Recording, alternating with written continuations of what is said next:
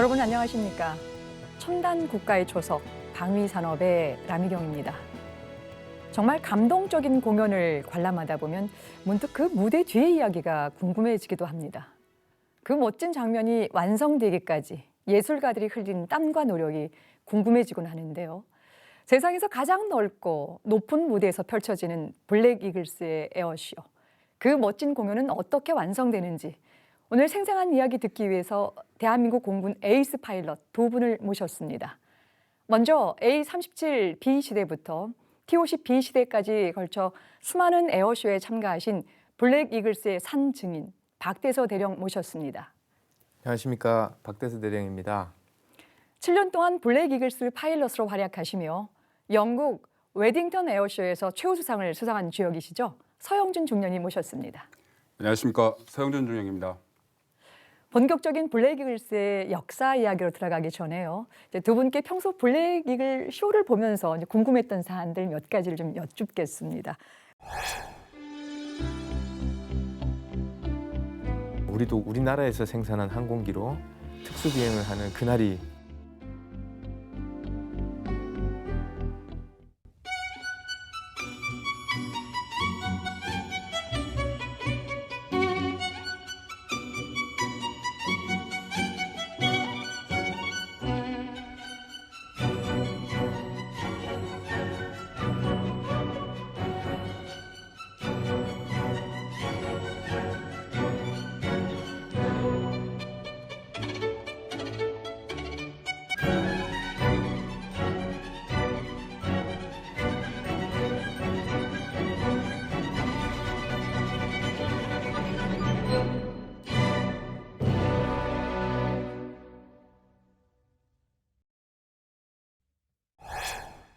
먼저 이제 박대서 대령님 이제 방금 저희가 프로그램 시작하기 전에 영상으로 이제 블랙 이글스의 멋진 에어쇼를 좀 관람을 했는데요. 네. 블랙 이글스 쇼를 볼 때마다 이 아슬아슬한 이 고개 비행도 굉장히 멋지지만요. 한 가지 좀 궁금한 것은 기체에서 이 꼬리를 달고 들어오는 스모그, 이 멋진 연기가 정말 장관이던데 어떻게 만들어지는지 굉장히 궁금하거든요. 이 이제 연기가 만들어지는 것이 되게 이제 궁금하고 특히 이제 T-50B가 이제 다른 특수 비행 항공기에 비해서 에어쇼에서 분출하는 이 양도 되게 많을 뿐더러 아주 멋진 장관을 이루게 되는데 네. 이 내용도 함께 좀 설명을 부탁드리겠습니다. 네. 먼저 그 항공기의 움직임을 지상에서 잘 보실 수 있도록 하시는 하는 방법에는 이제 이 그 연기 스모크라고 쉽게 그냥 표현하겠습니다. 예. 그 스모크와 연막을 활용하는 방법이 있습니다. 연기는 이제 그 저희 블랙 이글스에서 사용하는 방식이고 연막은 국군의 날 그 공군의 그 공중 분열을 할 때 보면 주로 사용하는 방식이 되겠습니다. 이 연막 방식은 이제 항공기 외부의 그 무장 장착대에 연막탄을 여러 발 장착을 하고 공중에서 연막탄에 점화를 시켜서 뒤쪽으로 이제 연막이 발생하는 방식이죠. 근데 이 연막은 가격이 좀 비싸고요. 그 다음에 이제 외장형으로 부피가 크고 생각보다 사용 시간이 짧습니다. 또한 이제 양이 조절이 안 되고 한번 점화가 되고 나면 꺼질 때까지는 계속 켜고 있어야 되기 때문에 실제 특수 비행을 할 때는 사용을 할 수가 없습니다. 이제 연기, 스모크를 발생시키는 것은 이 연막보다는 좀 복잡한 절차를 겪게 됩니다. 먼저 그 항공기 엔진에서 배출되는 고온의 배기가스에 특별히 그 조제된 액체를 분사를 시키면 이 기화된 액체가 실제 열에 의해서 불완전 연소가 되면 이게 이제 스모크로 발생되게 됩니다. 만약에 이 그 액체에 이제 염료를 집어넣으면 실제 염료도 똑같이 불완전 연소가 되면서 칼라 스모크가 되는 거죠. 그러면 왜 불완전 연소라는 표현을 하냐면 완전 연소가 되면 다 타버리기 때문에 아무런 표시가 안 납니다. 이거는 그 캠핑 가서 모닥불 피우실 때도 똑같은 원리입니다. 예. 모닥불에 불을 붙일 때 처음에 불을 붙이면 연기가 발생하지 않습니까? 이게 그 나무에 있는 수증기나 나무에 있는 물기나 아니면 불순물 같은 것들이 사실 처음에 불완전 연소가 되기 때문에 연기가 발생하는 거고 이제 불이 잘 붙으면 다 타버리기 때문에 연기가 없어지죠. 항공기에도 이제 항공기에서 발생하는 스모크도 같은 방식이 적용이 되는 겁니다. 그 대부분 타국 그 특수비행팀은 그 실제로 전투기나 훈련기로 사용을 하다가 그 중에 일부분을 그 개량을 해가지고 특수비행팀에서 운영을 하고 있습니다. 근데 이제 우리 T-50B 같은 경우에는 항공기 제작할 때부터 이 특수비행에 적합하도록 개조 설계 변경을 해서 생산을 했습니다. 특히 이제 A37을 저희가 그 전에 운영을 하다 보니까 A37로 특수비행을 위한 개조 작업을 하면서 저희가 생각했던 것들을 실제 T-50B는 설계하면서부터 그 내용들을 반영을 한 거죠. 그러니까 스모크 양에 관련해서 사유자분께서 말씀을 하셨는데 T-50은 스모크 저장 탱크를 2개를 장착을 했습니다. 이것도 큰 특성 중에 하나고요. 양도 물론 항공기의 그 빈 공간을 최대한 활용해서 최대한 탑재할 수 있도록 설계 반영을 한 거죠. 그래서 T-50은 그 흰색 스모크와 함께 태극기를 상징하는 빨간색과 파란색에 해당되는 또 하나의 염료를 담은 원료를 다른 하나의 탱크에 그 담음으로써 실제로 조종사가 공중에서 흰색과 함께 칼라 스모크도 조종사 의도에 따라서 사용을 할 수 있게 돼 있습니다. 2개의 탱크에 총 한 70리터 정도의 염료를 포함한 그 원료가 들어가게 되는데요. 70리터면 어느 정도인가 하면 한 20분 정도 계속 사용할 수 있는 정도가 됩니다. 그러면 블랙 이글스 공연 시간이 30분을 통상 적용하는데 충분한 양이라고 볼 수 있겠죠.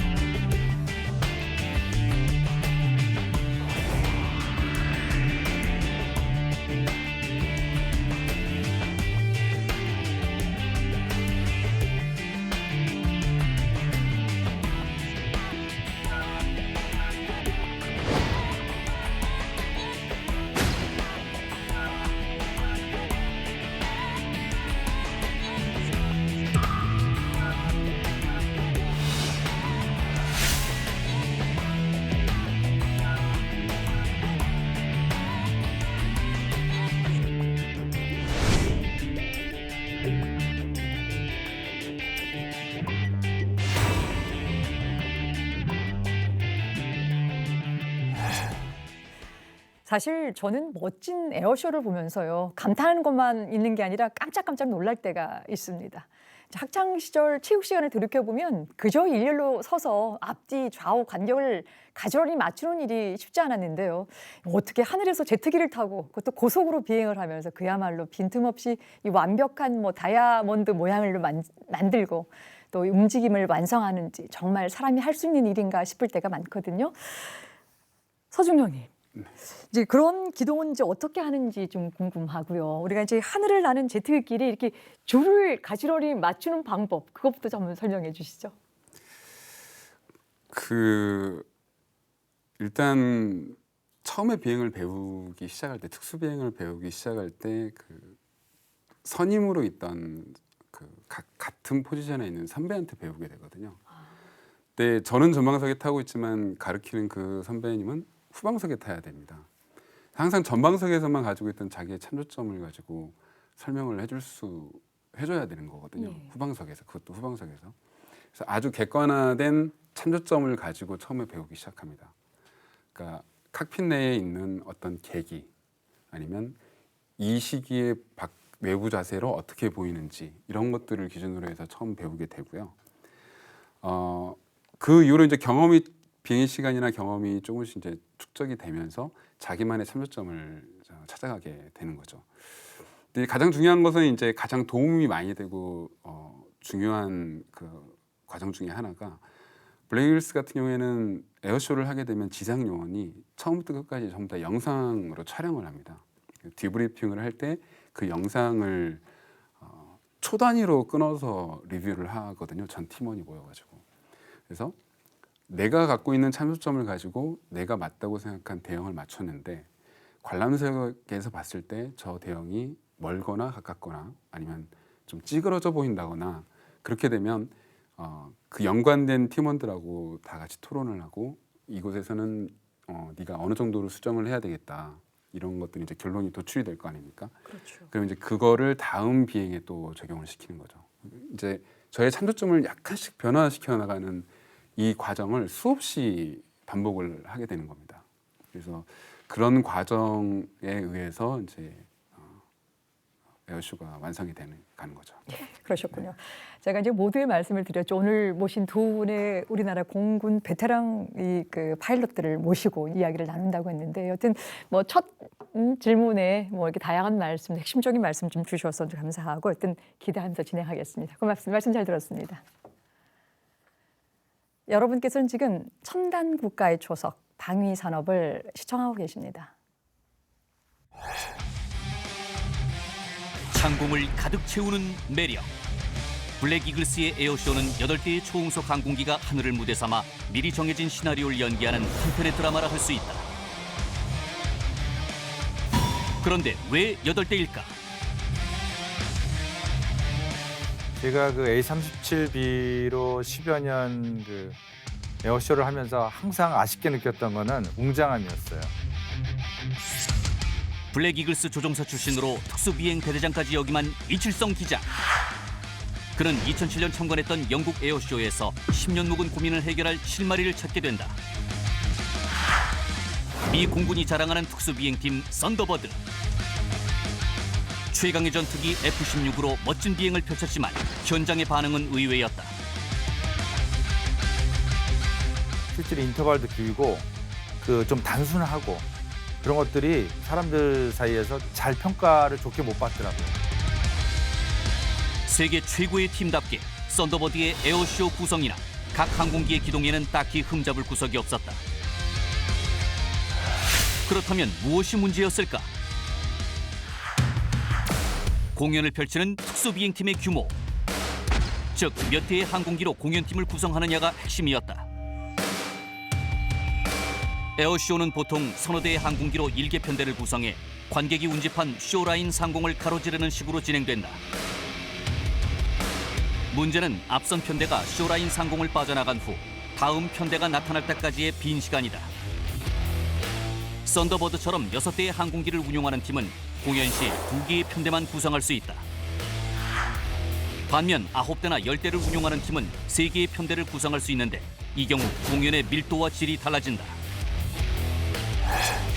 4대 지나가고 바로 이어서 그냥 앞비행기가 나가기도 전에 바로 뒤에 이어서 들어오고 세 파트가 움직이니까 끝날 때까지 엄청나게 큰 호응을 받으면서 좋은 평가를 받았어요.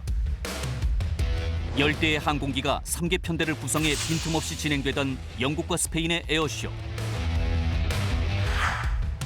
그에 비해 6대만으로 운영해 상대적으로 왜소해 보였던 미국의 에어쇼.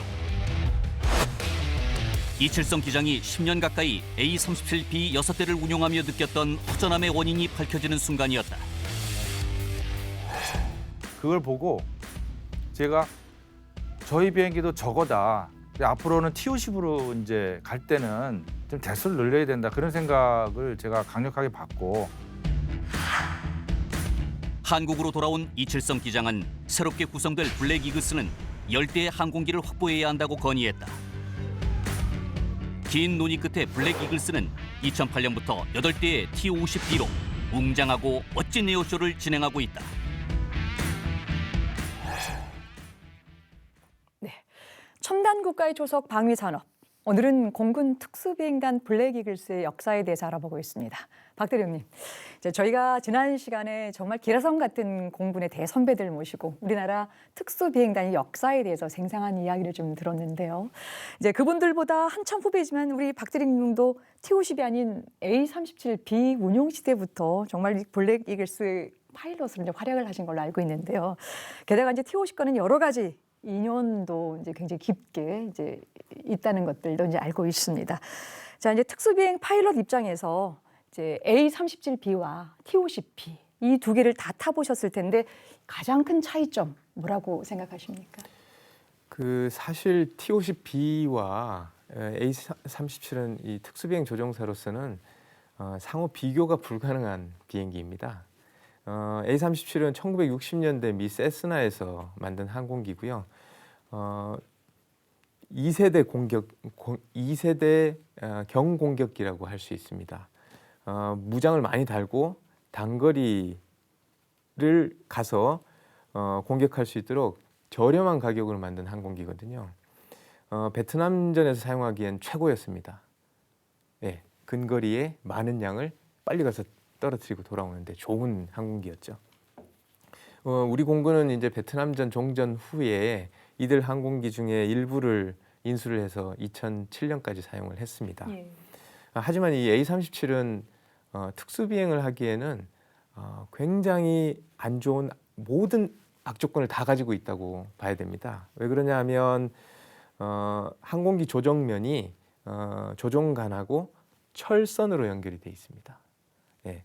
그래서 이 철선으로 갖고 있다 보면 생기는 문제는 항공기 속도 변화를 3세대 이후 항공기는 유압이나 이런 걸로 보상을 해주는데 조종사가 인위적으로 속도 변화에 따라서 그 조종관에 가는 힘을 바꿔야만 항공기가 일정하게 유지가 됩니다.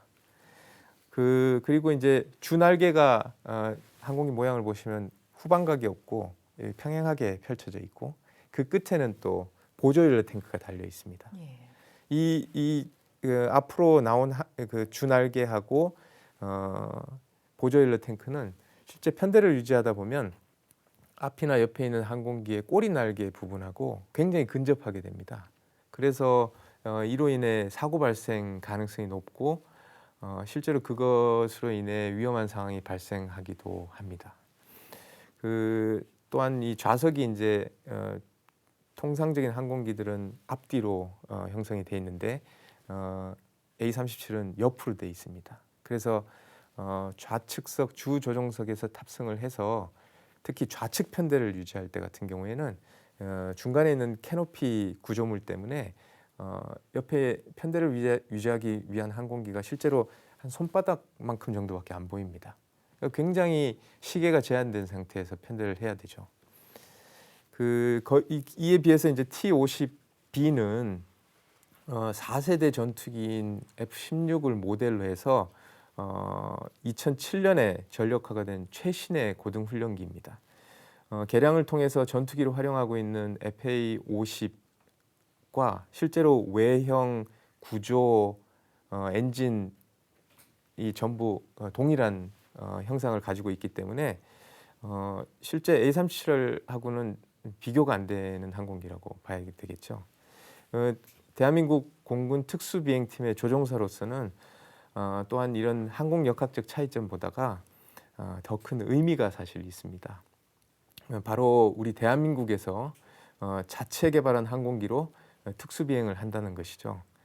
돌이켜보면 A-37로 비행할 때가 T-50으로 비행할 때보다가 더 힘들었습니다. 모든 면에서 아까 말씀드린 제한사항들이 많기 때문에 그 당시 이제 조종사들이 뭐 행사를 끝내고 이렇게 뒤풀이 같은 것들을 할 때 보면 모여서 푸념하던 말이 있습니다. 특수비행팀의 가장 큰 존재 목적이라고 하면 사실 해당 국가 전투조종사들의 조종 능력과 자국에서 만든 항공기가 얼마나 안정성이 있는가를 같이 보여주는 거거든요. 근데 그 당시에는 조종사가 아무리 열심히 비행을 해도 어떻게 보면 조종사의 능력과 함께 우리나라의 항공기가 아닌 다른 나라의 항공기의 특성을 보여주는 형태였습니다. 그래서 이제 저희가 푸념한 내용이 바로 우리나라에서 생산한 항공기로 특수 비행을 하는 그날이 빨리 왔으면 좋겠다. 이런 생각을 많이 했습니다. 이런 내용들을 생각을 해보면 지금 블레이크 이글스 조종사들은 아마 저희 때보다 훨씬 더 열심히 비행해야 될 것 같습니다. 왜냐하면 본인들이 하는 비행이 곧 대한민국 전투조종사들의 능력과 우리가 만든 항공기가 얼마나 뛰어난지를 동시에 보여줄 수 있는 계기가 되기 때문이죠. 네. 지금 굉장히 참 중요한 말씀을 좀 주셨어요. 단순하게 항공기 역학 구조상에 있어서의 A-37B와 T-50B는 비교 불가하다라고 네. 하는 부분들, 기본적인 뭐 구조나 성능 부분도 그렇겠지만 실질적으로 베테랑 파일럿이 됐든 간에 그 정말 훌륭한 고개나 기교를 부려도 이런 것들이 타국이 만든 그런 비행기지만 T-50B 같은 경우에는 우리가 자체 개발을 하고 개발한 비행기로 우리가 보여주는 그 모습은 단연 세계에서 같이 이중의 어떤 그런 부분들의 어떤 교차점을 볼 수 있는 것이 그 지점이라는 말씀을 좀 주셨는데요. 그래서 저희가 이제 블랙 이글스의 역사를 보면요, 이제 이 중요한 분기점이 몇 번 있었습니다. 이제 블랙 이글스라는 고유의 이름을 정한 시기나 또 10여 년 동안에 중단되었던 특수비행의 상설찜으로 부활한 이야기도 무척 중요하지만요. 저는 무엇보다도 A-37B에서 국산 항공기인 T-50B로 전환된 시점이 또 가장 중요하지 않았나 생각이 됩니다. 우선요, 당시 T-50으로 이제 기종을 변경하게 된 배경을 좀 이제 설명해 주시고요. 이어서 이제 우리 박 대령님께서 어떻게 다시 T-50으로 구성된 이 블랙 이글스에 들어갔는지 궁금합니다. 제가 A-37을 타던 그 당시에도 블랙 이글스의 국산 항공기로의 전환에 대해서는 여러 번의 논의가 있었습니다. 특히 그 당시에는 또 국산 프로펠러기인 KT-1 기본 훈련기가 작전 중에 있었고, 그다음에 T-50 고등 훈련기도 생산을 위한 막바지 단계에 있었기 때문에 무엇을 사용하느냐에 대한 토의도 많이 있었습니다.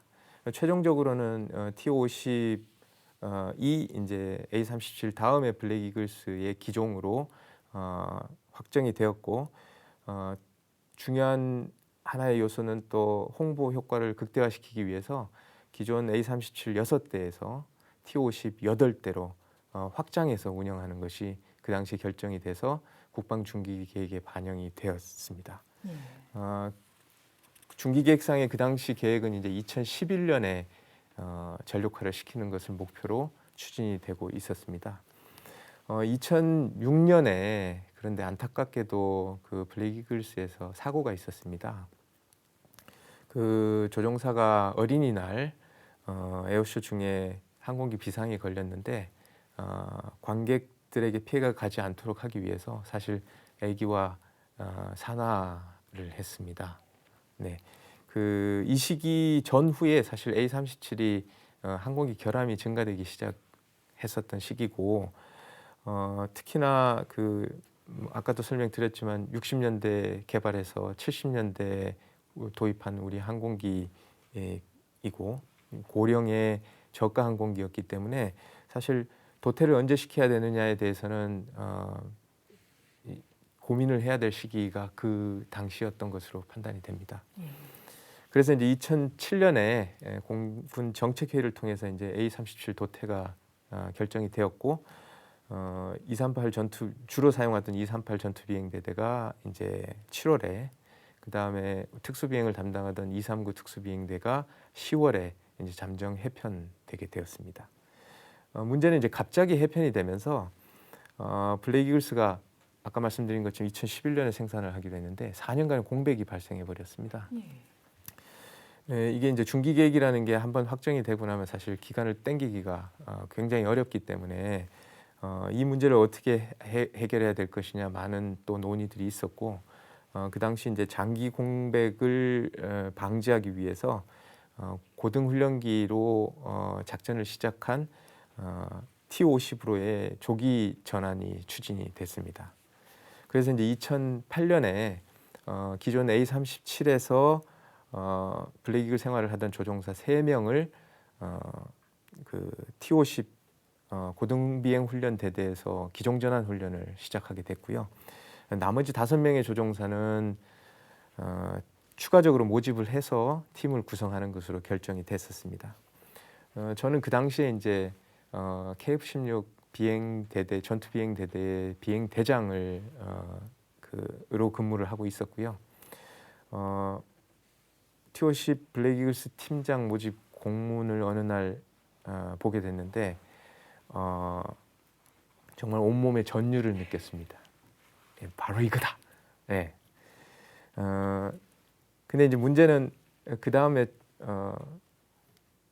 조금 생겼습니다. 뭐냐면 그 당시 이제 사실 비행대장의 역할이 비행대대에서는 굉장히 중요하거든요. 근데 제가 가고 싶다는 얘기를 했을 때 이제 제가 모시던 대장님은 내가 뭐 너한테 서운하게 해준 거 있냐, 뭐 집에 무슨 일이 있냐, 뭐 이런 얘기들이 오고 갔고 특히 이제 집에 가서 저희 집사람한테 제 결정사항을 얘기를 했더니 저희 집사람은 그 위험한 비행을 하러 또 가느냐라고 사실 반대의 입장이 강했습니다. 근데 결심한 내용에 대해서는 앞에서 이미 그 이유를 설명드렸던 것 같습니다.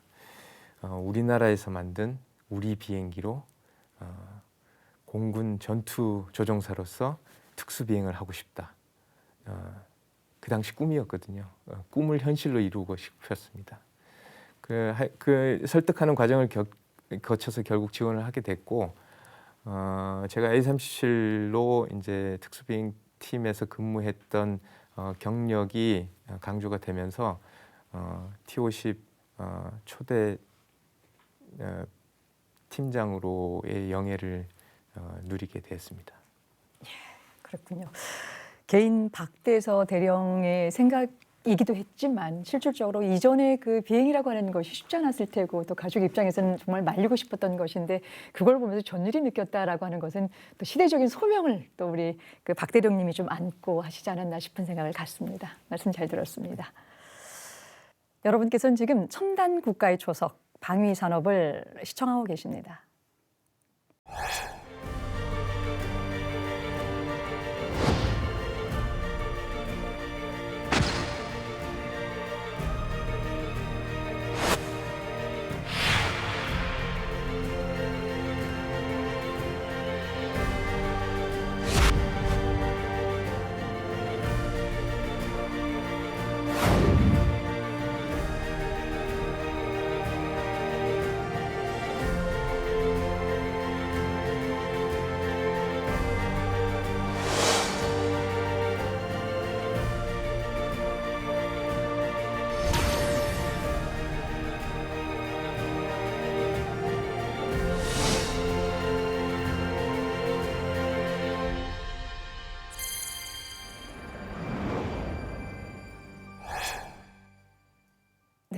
자료면 잘 봤습니다.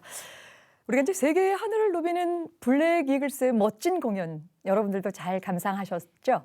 예, 블랙 이글스는 지금까지 국내의 수많은 행사에서 멋진 활약을 펼치고 있는데요. 이제 그 중에서 우리나라 가장 중요한 이벤트를 꼽아본다면 아마도 2012년 영국에서 있었던 웨딩턴 에어쇼를 빼놓을 수가 없습니다. 서중형님. 당시 자료를 찾아보니까요, 이 에어쇼를 취재한 외국 기자나 전문가들이 이제 한국의 블랙 이글스가 유럽 무대에 성공적으로 데뷔를 했다라고 하고 정말 칭찬을 좀 많이 한 보도가 있었었는데요. 이제 실제 블랙 이글스는 멋진 에어쇼를 선보이면서 영국에서 또 큰 상을 이제 수여받기도 했죠. 네, 예. 당시 이제 유럽까지 날아가서 이렇게 에어쇼를 선보이게 된 배경을 듣고 싶고요. 또 하나는 그리고 현장에서 그 당시에 보였던 쇼 자세하게 좀 말씀을 좀 들려주시죠. 네, 그 말씀 중에 그 유럽 무대 최초 데뷔를 좀 수정을 하셔야 될 것 같은데 예. 세계 무대 최초 데뷔. 네, 알겠습니다. 네, 수정을 요청드리겠습니다. 예. 네. 그 2012년 영국 에어쇼를 참가할 때 그때 시기적인 것들을 좀 회상을 해보면요. 그때 당시 정부에서는 이제 방산 수출 관련해서 이제 100대 국책 과제 중에 그 방산 수출에 관한 다양한 그 항목들이 이제 중점적으로 육성이 되고 있던 시점이었고 그 중에 하나가 항공산업 육성이었습니다. 그리고 아까 그 박 대령님께서도 말씀을 해주셨지만 그 시기쯤에 이제 TOCB 이제 양산 단계에 접어드는 시기였고 전력화가 완료가 돼서 그 한국항공에서도 이제 그 TOC의 수출을 위해서 그 교두보 마련을 위해서 노력하고 있던 시점이었고 거기에 더해서 이제 블레이글스도 TOC로 재창설하고 난 이후에 국내에서 이제 다양한 그 행사를 수행하면서 인지도를 이렇게 높여가고 있던 시점이었습니다. 이러한 시기에 이제 그 영국 공군 측에서 그 리아트하고 판보로 에어쇼 참가를 위한 초청장이 저희한테 접수가 됐고요. 위에서 말씀드린 이제 시기적, 그다음에 정책적 이런 요인들로 인해서 영국 에어쇼 참가가 이제 전격적으로 결정이 된 내용이 있었습니다. 아시다시피 참가한 에어쇼는 이제 그 영국 공군이 주관하는 최대 규모의 에어쇼인 와딩턴 에어쇼, 그다음에 세계 최대 군 에어쇼인 리아트 에어쇼, 그다음에 파리 에어쇼, 싱가포르 에어쇼하고 세계 3대 에어쇼 중에 하나인 판보로 에어쇼였습니다. 이 중에 그 판보로 에어쇼 같은 경우에는 그 영국 공군의 규정이 자국 에어쇼 팀만 그 에어쇼를 허락하는 이런 금지 조항 때문에 저희는 플라이바이하고 이제 단기 기동만 참가를 했었습니다. 아시다시피 그 와딩턴 에어쇼에서는 디스플레이 부분 1위를 수상을 했고요. 리아트 에어쇼에서는 시범 비행 최우수상하고 인기상을 수상을 했었죠.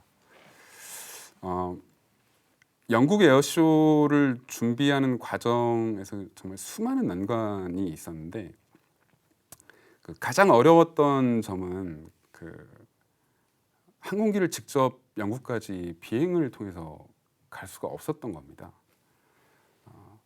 그래서 이제 항공기를 분해하고 항공기를 대형 수송기로 영국으로 이송을 해서 영국 현지에서 재조립하고 그리고 비행을 하는, 어떻게 보면 그 전무후무한 그 방법으로 해외 전개를 했어야 되는 거거든요. 대략 한 달 반 정도 전에서부터 이제 한국에서 항공기를 이제 분해하기 시작합니다. 순차적으로 항공기를 분해 작업을 시작을 하고 동시에 이제 민간 항공에 있는 대형 수송기를 통해서 영국으로 이송이 되고요. 그다음에 이제 영국 현지에서는 전초기지인 리밍 기지라고 있었습니다. 영국 공군 기지인데 전초기지 삼아서 리밍 기지에서 재조립하고 시범 비행을 거쳐서 때에 맞춰가지고 또 이제 조종사가 또 영국으로 전개를 했고요. 영국 현지 적응 비행까지 마치고 난 다음에 에어쇼를 수행할 수 있게 된 겁니다. 엄청나게 많은 시간과 비용, 그다음에 노력과 위험 요소들이 이제 저희가 감내를 했어야 되는데 정말 중요한 거는 단 한 건의 정비 결함이나 항공기 손상이 없었다는 거죠. 분해를 시작한 시점부터 한국에 다시 돌아와서 재조립해가지고 비행을 할 때까지 단 한 건의 결함도 정비 결함도 없었고 항공기 손상도 없었습니다. 이거는 저희 자체적으로도 정말 대단한 일이라고 자평을 했었고요. 현지 언론이나 그 영국 공군의 관계자, 그다음에 기타 유수의 나라, 기타 국가들의 그 공군 관계자들도 정말 너희의 능력의 한계치는 어디냐? 정말 대단하다. 어떻게 이런 발상을 할 수 있었고 이 허무맹랑한 발상을 실제로 다 이루어낼 수 있었냐? 정말 대단하다라는 반응이 대부분이었습니다. 우리 정비팀, 그러니까 어떻게 보면 좀 비행팀에 반해서 좀 그늘에 가려졌던 정비팀의 능력이나 우수성을 또 한번 과시할 수 있었던 이런 과정이지 않았나 이런 생각이 듭니다. 대련님, 근데 이런 멋진 쇼를 펼치기 위해서는 평소도 준비를 아주 꼼꼼하게 많이 해야 될 것 같은데요. 뭐 기본적으로 20분에서 30분 정도 이 공연을 좀 펼치기 위해서는 뭐 기본적인 시나리오를 좀 작성해야 될 것 같고 또 그에 맞춰서 선곡을 좀 해야 될 것 같고. 근데 이런 일들 다 누가 하는지 굉장히 좀 궁금하고요. 저희 이제 네. 앉아서 이제 관람만 하면 되겠지만 실질적으로 이제 에어쇼가 펼쳐지기까지 굉장히 꼼꼼하게 다양한 준비를 좀 해야 할 것 같은데요. 어떤 네. 것이 있을까요? 그 에어쇼는 무대 위에서 행해지는 연극과 굉장히 유사합니다. 그래서 공연을 담당하는 조종사들, 그다음에 무대 장치를 담당하는 정비사들, 그리고 분위기를 돋울 음향 설명을 해주는 우리 홍보팀들, 그리고 이 모든 것이 이루어질 수 있도록 또 후방 지원을 해주는 또 운영 요원들, 이 모든 사람들을 아우르는 또 감독의 역할을 수행하는 대대장. 네. 이 모습을 보면 아무래도 연극, 특히 뮤지컬하고 굉장히 비슷한 느낌이 드시지 않습니까? 예. 그 시나리오나 음악 같은 경우에는 블랙 이글스 내에 있는 홍보팀에서 담당을 합니다. 홍보팀에 이제 음향 담당과 나레이션 담당이 있는데요. 이 두 사람이 실제 기동 개발을 하면 해당 기동에 맞는 그 후보군을 선정을 해서 여러 가지 안을 작성을 하고 조종사들이 그 예행 연습을 할 때 본인들이 연습 겸 나레이션을 하고 음악을 틀면서 같이 촬영을 한 후에 전체가 모여가지고 디브리핑을 하게 됩니다. 그 디브리핑을 통해서 팀원 전체의 의견을 다시 반영을 하고 이런 피드백을 걸쳐서 최종안이 선정이 되죠. 결국은 홍보팀에서 최초 제안을 하지만 전체 팀의 의견으로 최종 결정이 되게 됩니다. 예. 그 에어쇼는 하늘을 배경으로 한 종합 예술이라고 볼 수 있죠. 각자 맡은 위치에서 모든 사람이 다 최고의 에어쇼가 될 수 있도록 노력합니다. 블랙 이글스 조종사, 정비사, 홍보팀, 운영요원 모두가 한 마음이 돼서 같은 목적을 추진을 하죠. 하지만 그 사람들 이외에도 보이지 않는 사람들이 있습니다. 그 관제탑의 관제사들, 그다음에 레이더 관제 요원들, 그리고 화재를 대비한 소방 요원들, 그리고 활주로와 유도를 점검 관리해 주는 우리 그 운항실 요원들. 실제로 보면 하나의 에어쇼를 하기 위해서는 제 생각에는 최소 200명 정도가 자기 맡은 위치에서 자기의 책임을 다해 줄 때 결국 하나의 좋은 작품이 나오게 되거든요. 그래서 무대 위에서 사실 조명과 환호를 받는 조종사들은 항상 이렇게 보이지 않는 곳에서 자기의 역할을 수행해 주는 모든 사람들에게 감사하는 마음을 가지고 있습니다. 이러한 그 완벽한 준비 상태에서도 사실 에어쇼에 영향을 주는 아주 안 좋은 것들이 또 있습니다. 날씨죠, 날씨. 네. 행사가 있는 날 날씨가 좋으면 반은 성공이라고 하거든요.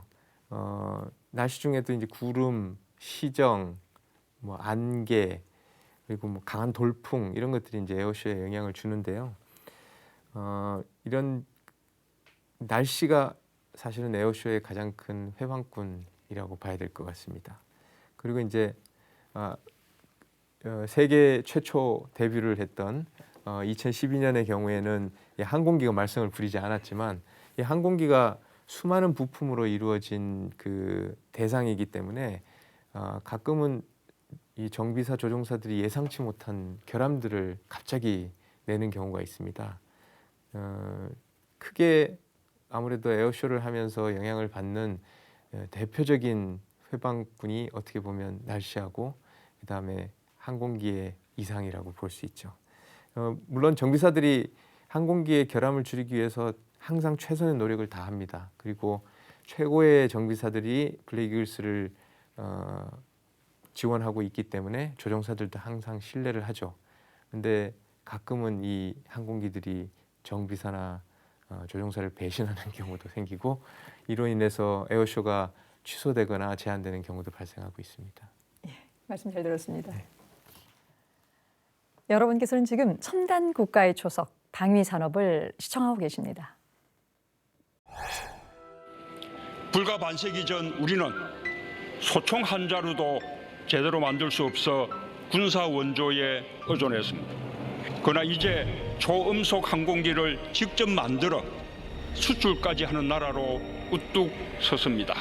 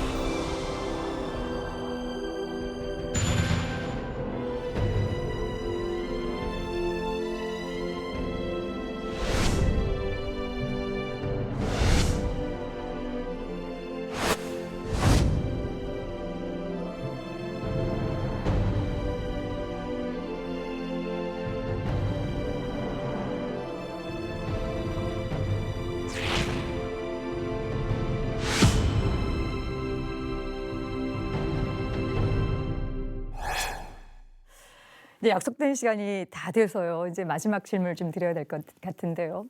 저희가 이제 프로그램을 준비하면서 여러 분을 좀 만나봤는데요. 이제 그 중에 블랙 이글스를 거쳐간 선배 파일럿 한 분이 이런 말씀을 하시더라고요. 우리 공군의 핵심 가치가 도전, 헌신, 전문성, 그리고 이제 팀워크인데요. 이 네 가지 가치를 가장 잘 보여주는 팀이 바로 블랙 이글스라는 말씀이었습니다. 그만큼 블랙 이글스는 우리 공군뿐만 아니라 우리 대한민국의 정말 소중한 보물이라는 뜻이겠죠. 이렇게 중요한 블랙 이글스가 더 많은 일을 하기 위해서 이제 어떤 노력이나 지원이 필요한지 현장에 계셨고 뭐 최우수 상도 수상을 하셨고 또 대대장을 또 역임을 하셨기 때문에 어느 분보다도 가감 없이 앞으로 우리 후배들을 위해서 지금 우리의 어떤 그 블랙 이글스의 어떤 그런 발전을 위해서 말씀을 좀 아끼시지 않기를 좀 부탁을 드리겠습니다. 우리 서중용님부터 시작을 해주시죠. 그 어느 언론 기사를 보니 기자분께서 그 블랙 이글스를 하늘의 외교관이라고 표현을 하셨더라고요. 이제 뭐 국가 대 국가 간의 외교라는 게 이제 여러 가지 지정학적, 뭐 경제적, 외교적, 뭐 정치적 요인들이 많이 작용을 하겠지만 이러한 그 첨예한 요인들에서 가장 자유로울 수 있는 것이 우리 블랙 이글스와 같은 비군사적 외교 활동이라고 생각을 하거든요. 단순하진 않지만 뭐 자국산 무기의 홍보나 판매를 목적으로 한 이런 활동이 아니고 대한민국의 하나의 외교 수단으로 쓰임을 받는 블랙 이글스가 되었으면 좋겠고요. 요 연장선에서 저만이 가지고 있는 아주 기분 좋은 상상이 하나가 있거든요. 이게 아마 블랙 이글스가 앞으로 나아가야 될 아마 방향이지 않을까 싶어서 소개를 드릴까 합니다. 블랙 이글스 그 8기 편대가 망망대해양을 건너는데 공중급유를 받아서 대양을 건너 미 본토에서 에어쇼를 펼치는 장면, 제가 종종 상상하는 미래의 모습입니다. 그렇게 됐으면 좋겠습니다. 예, 그렇게 되기를 같이 꿈꾸겠습니다. 자, 이번에는 우리 박대서 대령님께서. 네, 저도 어떻게 보면 유사한 답이 될 것 같은데요. 그 세계적으로 사실 군에서 운영하는 상설 특수비행팀을 가진 국가는 소수입니다. 하지만 이 특수비행팀이 에어쇼를 통해서 실제 얻을 수 있는 국가 지명도 홍보 효과라는 것은 엄청나거든요. 제가 일례로 2001년 그러니까 A37 블랙 이글스 시절에 이제 수상도 받은 우리 리아트 에어쇼에 참관을 하러 간 적이 있습니다. 그때는 이제 항공기를 가져간 게 아니고 조종사들만 가서 에어쇼가 어떻게 진행되는지에 대한 참관을 한 거죠. 그때 프로펠러기 4대로 운영하는 요르단의 특수비행팀 펠콘스의 팀장하고 이야기를 나눌 기회가 있었습니다. 그때 그 팀장이 한 얘기는 우리 펠콘스는 1년에 7억 원을 쓴다. 우리는 단 7억 원으로 전 세계의 요르단이라는 국가를 알리고 우리 국왕의 업적을 알리고 있다. 요르단의 지리적 위치, 우리의 강점, 우리의 특산물 등을 홍보를 하고 다닌다. 1년에 7억 투자해 볼 만하지 않냐? 이렇게 얘기했습니다. 펠콘스 팀장이 얘기했던 마지막 질문에 대해서 우리 시청자분들은 어떤 생각을 가지실지 모르겠습니다. 우리나라의 지정학적 위치가 다양한 국가들과 서로 항공기를 오가면서 교류를 하기에는 사실 쉽지가 않습니다. 현재 T50은 공중급유가 되지 않고요. 그러다 보니까 이제 2시간 반 이상을 채공하는 데는 제한 사항이 많습니다. 그래서 해외로 나가기 위해서는 사실 중국, 일본, 러시아 그리고 이제 항공기의 특성으로 인한 미국의 협조가 절실한데요. 이런 협조가 없으면 사실 해외로 가기가 어려운 상태이거든요.